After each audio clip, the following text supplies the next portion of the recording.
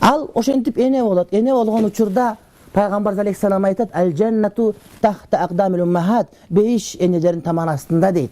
Ataların taman astında, çoң ataların, ağalardın, ayaş ataların, ayaş avalardın, anan çoңдордун деген жер жок, enelerin taman astında deyit.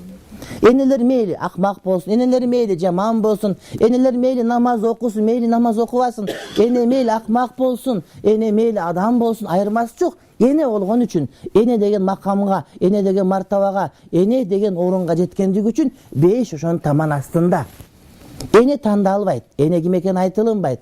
Мейли ал эң жаман эне, бирок ал баары бир эне деген атка татыктуу, ошонун таман астында беш бар. Бул деген эмне? Бул деген ошол энени ыраазы кылган болсоң, сен бешиңе барасың деген сөз болот.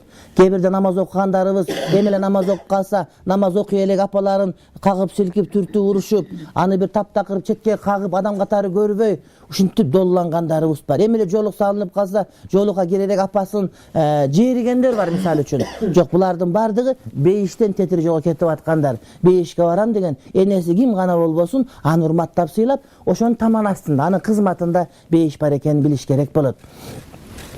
Мына ушунун бардыгын эмне үчүн айтып атабыз? Мына ушунун бардыгы чындыгында бизде жок, урматтуу бир туугандар. Бизде апаларыбыз иштейт, Орусияга кеткендер жарымынан көп биздин аялдарыбыз, ошол жерде өлүп келип аткандар да биздин аялдарыбыз, жанагы полиграфияда өрттөнүп өлгөндөр биздин кыздарыбыз, бардыгы биздикилер. Эмнеге биз мусулманбыз, бирок ошондой мусулманчылык талап кылган биздин жакшы нерселер болбой атат. Анткени биздин мусулманчылыгыбыз сөз менен эле болуп атат. Биздин мусулманчылыгыбыз тил менен болуп атат. Биздин мусулманчылыгыбыз эгерде бир адам өлүп калса, ага Куран окуткан менен чектелип атабыз. Биздин жашообузда мусулманчылык кирбей атат. Биздин жашообузда урматтуу бир туугандар дин кирбей атат. Биздин балдарыбыздын көкүрөгүнүндө, көөдөнүндө, көңүлүндө чыныгы мусулманчылык болбой атат. Биз мусулманчылыктын, исламдын бир краскасы менен, сырткы боёгу менен чектелип атабыз да. Мусулманбыз деп ассаламу алейкум деп салам айтсак эле мусулман экенбизди ойлоп атабыз. Бирок Кудайды тааныш керек. Чыныгы акыйкат кайсыл жерде? Пайгамбар деген ким? Пайгамбардын жолун кантип этиш керек? Үйдөгү аялдын укуктары, эркектин милдеттери, булар кандай болуш керек? Деги эле биз өзүбүз Кудайдын астындагы милдеттерибизди сактап атабызбы, жокпу деген маселелердин баардыгын сыртта калтырып коюп атабыз. Мен байтын бир айтып аткан, жомоктой болуп угулуп аткан нерселер, ошолор чындык нерселер. Ушулар болгон. Мен бир окуя айтып берем. Мына Египет, Мысыр деген жер бар. Мына ошол жерде Алмаз Казаки ошол жерде 10 жылда окуп келген. Мына ошол жерде ушундай бир салт болгон, дандыр жок экен үйлөрдө, дандыр. Анан ар бир шаардын көчөсүндө бирден дандыр болуп, дайым от күйүп турат экен дагы. Аялдар, апалар нанды жапканда камыр жасап, нандарды даярдап, анан ошол жерге апарып, жаап, бышырып кайрап келишет экен. Ушундай салт болгон экен, үйлөрдө отун жок экен, башка экен.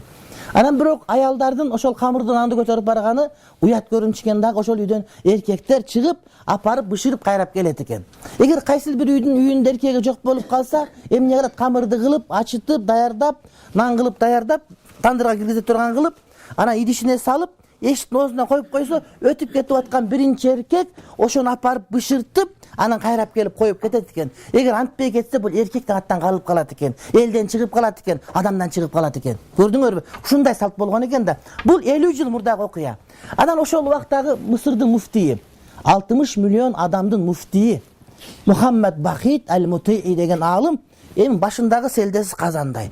Чапан эми чоң чапан, Султан Сулеймандын кийиминде болгон эң чоң үлкөн дүйнөнүн алымдарынын бири. Жолдо кетип атса, бир аялдын үйүндө чоң чара чыгып турат дейт. Ичинде камыры турат дейт. Эркек адам кантип өтүп кетет? Анын үстүнөн кантип өтүп кетет? Чараны алып бисмилла деп башына коюп селденин үстүнө, апарып нанды бышыртып, кайра нанды чарага салып, кайра көтөрүп келип нанды коюп, эшигин такылдатып, аял чыкканда басып кетти дейт. Чоң муфти. Ислам ошого алып келет. Эгерде биз балдарыбызды, үйдөгү неберелерибизди, биз бир туугандарыбызды динге чакырсак, ошолордун жүрөгүнө Аллахтын улуктугу кире турган болсо, ошолорго мусулманчылык кире турган болсо, ошолор дин менен жашаганга дилгирилене турган болсо, мына ушул биздин жашообуз болот. Мына ушул биздин жашообуз болот. Сауд Арабиясында 10 жылдай окудук. Турасыз банкта мисалы үчүн кезекте стипендия алабыз деп. Турсаңыз, эркектер 15 эркек турсаңыз, бир аял кирсе, эркектердин баардыгы аркага жылат. Бир орун калтырып, аял түз эле барып туруп, ошол жерден без өчүрүп, буюмун алып кайра кетет. Banktagылардын бардыгы чоң кыз деп тийишпейт, апа деп айтышат. Эми аякта салт ушунда бардыгы бетин жаап жүрүшөт. Анын жашаган бирок кийимдеринен билинип турат да. 18-де кыз келсе деле апа өтүңүз деп айтышат. Анткени бул келечектеги эне, бүтүндө үммөттүн энеси. Ага чоң кыз андай атын кызым таанышып коелу деген сөздөр болбойт. Апа өтүңүз деп айтышат. 60та абашка турушу мүмкүн, бирок келсе апа өтүңүз дейт. Ал барып өтүп, ишин бүтүрүп кайра кетет, эркектер кийин кетет. А жерде мына ушундай. Бир жолу аякта эми китептер, кымбат китептер болгондо барып ксерокопия кылабыз. Китеп азыр эми Кудайга шу китептер жакшы чыгып калды. Мына рекламадан эмеден жарыядан көрүп турасыздар, сонун китептер. Анан бир китептер эмеге берип, мен ксерокопияга берип, китеп жасатайын деп барсам, сатуучу турган жигит, анан бирактагы кыз келди, анан келип туруп, ката чыгарып коюпсуң деп туруп, анан кагазды ыргытып берди бетине, тигинин бетине. Анан тиги чоң эле жигит унчукпай эле кагаздын терип атат. Мен айттым, сага эмне бул митамдык кылып атат бул аял киши дедим. Сага эмнеге адилетсиздик кылып атат? Десем айтат, азыр мен буга кыйкыра турган болсом, бул дароо кыйкырса дейт, полиция келип мени сурап олтурбайт дейт. Саудияда ушундай аялдын укугун териштирбей туруп астыга жылдырат дейт. Анткени бул аял болгон үчүн дейт. Азыр мен алып туруп, мен дагы бетин ыргытсам болот эле дейт. Айтсам дейт, бул мага тийишти деп эле көчөгө кыйкыра турган болсо, дароо полиция келип мени сурап олтурбайт, апарып камайт, териштиргенге чейин дагы бир жума өтүп, мен ишим токтоп калат дейт. Ушундай көрдүк. Ушундай мусулманчылык өкүм сүргөн жерде. Эгерде биз ошону аракет кылсак, бардыгыбыз жеткире турган болсок, динди жүрөгүбүзгө киргизе турган болсо, урматтуу бир туугандар, ошол биздин жашообуз болот.